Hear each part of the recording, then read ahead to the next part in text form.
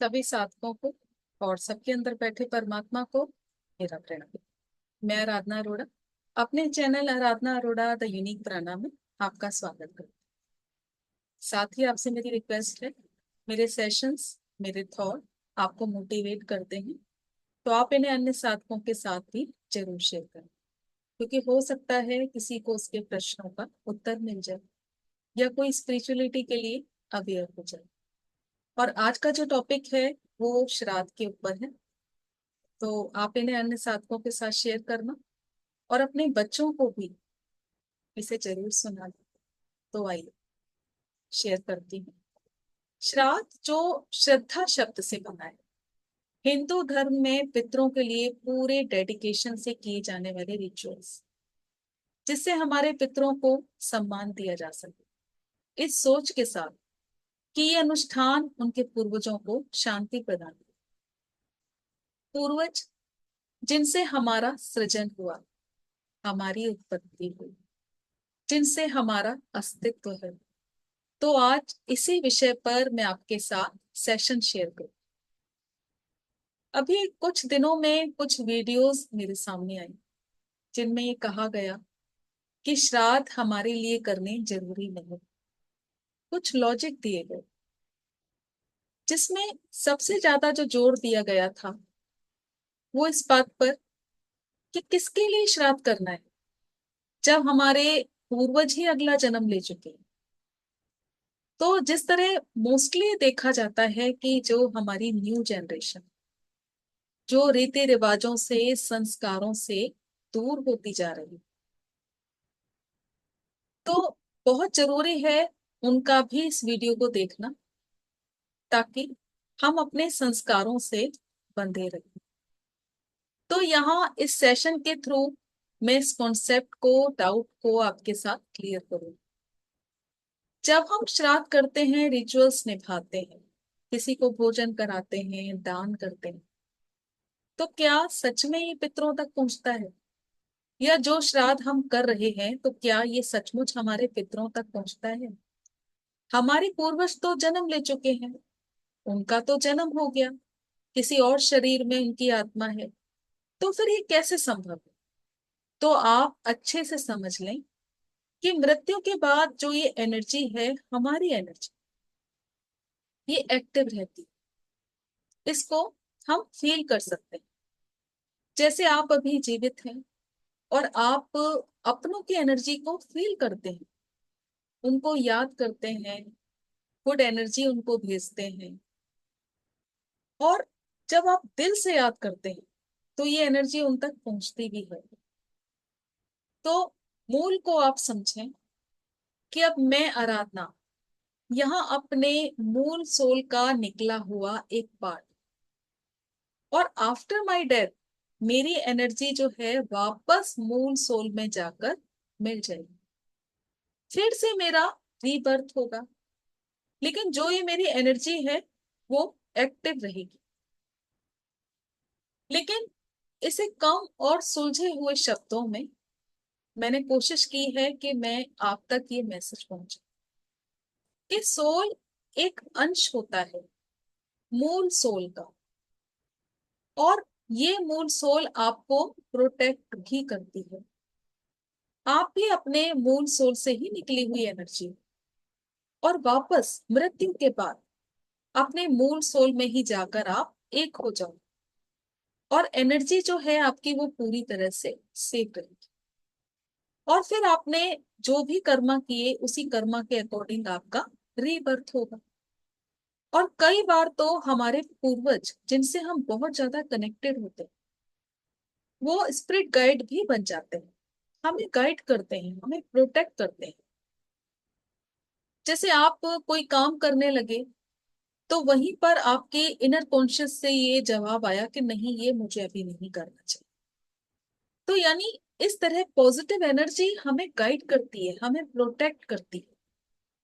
7 type के ये मूल सोल होते हैं जिससे निकल निकल कर हम लोग जन्म लेते रहते हैं। और अगर वे हमारे स्पिरिट गाइड बन भी जाते हैं तो वे उसी रूप में होते हैं जिनके साथ हमने ये रिश्ते निभाए होते यानी दादा दादी, नाना नानी जो हमारे साथ हमारे रिश्तों में थे, उन्हीं रिश्तों में हम इन्हें फील कर सकते हैं। विजन में ये हमें उसी रूप में दिखेंगे। अब यहाँ अगर मैं अपना एग्जाम्पल दूं, तो मुश्किल समय में मैंने अपनी दादी को मेरा सपोर्ट करते देखा, या इस बात का महसूस होना कि जो मेरे फादर हैं उनकी एनर्जी हमेशा मेरे साथ होती है, मुझे प्रोटेक्ट करती है। जितने पूर्वजों से आप कनेक्टेड हैं, उस एनर्जी को आप फील जरूर करोगे। अब यहाँ ये क्वेश्चन भी मन में आ सकता है कि जो बच्चे सिर्फ पेरेंट्स के साथ, वो अपने पूर्वजों की एनर्जी को कैसे फील करें, क्योंकि ये तो एनर्जी कनेक्शन है। तो यहाँ पर इस बात का समझना बहुत जरूरी है कि अगर आप उन्हें बताते हैं, आप जो उनके पूर्वज थे उनके बारे में अगर आप बताते हैं, शेयर करते हैं, उनकी फोटो शेयर करते हैं, उनकी पॉजिटिव बातें फील करते हैं, तो वो फील करेंगे। अब जैसे दादा के बारे में कोई पॉजिटिव बात बतानी कि वो बहुत स्पिरिचुअल थे, बहुत दान पुण्य करते थे, किसी की भी दी हुई अमानत को बहुत संभाल कर रखते थे, सबका बहुत सम्मान करते थे। तो ये पॉजिटिव बातें बच्चे के ऊपर बहुत गहरा असर करती हैं। और इस तरह के संस्कार अगर बच्चों में डाले जाएं, तो वो पूरी तरह से कनेक्ट रहते हैं अपनी रूट से। या फिर बच्चे अपने बड़ों से भी पूछ सकते हैं अपने पूर्वजों के बारे में, क्योंकि आज भी पूर्वजों की ही दी हुई चीजों पर हम राज करते हैं, चाहे वो छोटे थी या बड़ी थी। तो क्या वो आपने फेंक दी? क्योंकि जिस तरह के भ्रम हमने पाले होते हैं कि हमें कोई चीज नहीं रखनी चाहिए, तो उनकी विरासत भी हमारे पास है। तो आप कनेक्ट थे तभी हम उनका श्राद्ध करते हैं, कनेक्ट थे तभी चाहते हैं कि हमारे बच्चे भी करें, उनकी दी हुई विरासत को संभाल कर रखें। जैसा मैंने कहा कि चाहे छोटी चीज या बड़ी चीज, आखिर है तो हमारे पूर्वजों की। हमेशा हम मृत्यु को एक डर के साथ देखते हैं, जबकि ये अटल सत्य है। हमेशा हम बताने से डरते हैं। क्यों? मैंने मृत्यु के ऊपर अभी रिसेंटली एक सेशन भी शेयर किया है, आप जरूर उसको देखें, और मैं उसका लिंक भी प्रोवाइड करूंगी। और आप अगर ऐसा करते हैं, उनको रूट से कट कर रहे हैं, यानी अगर आप उनको ये क्लियर नहीं करते, क्लियरिटी उनके सामने नहीं रखते, तो आप उन्हीं की रूट से उनको कट कर रहे हैं। क्योंकि डेथ इज ए रियलिटी। क्योंकि फिर ये संस्कार तो आगे पहुंचेंगे कैसे? क्योंकि जब हमारी डेथ होती है, तो बच्चे तो ये रिचुअल्स मानेंगे ही नहीं। तो जरूरी है इन रिचुअल से उठे क्वेश्चन के प्रति अपने बच्चों को आंसर देना, और उनको रूट से कनेक्ट रखना। अब यहाँ जो सबसे ज्यादा जरूरी बात है कि आप श्राद्ध करते हैं ताकि पूर्वजों को सम्मान मिले, शांति मिले, और उनकी एनर्जी ब्लेसिंग के रूप में आपके साथ रहे। तो श्राद्ध तक ही सीमित ना रहे, बल्कि पूरे साल उनके नाम से आप अच्छे कर्म करते रहे।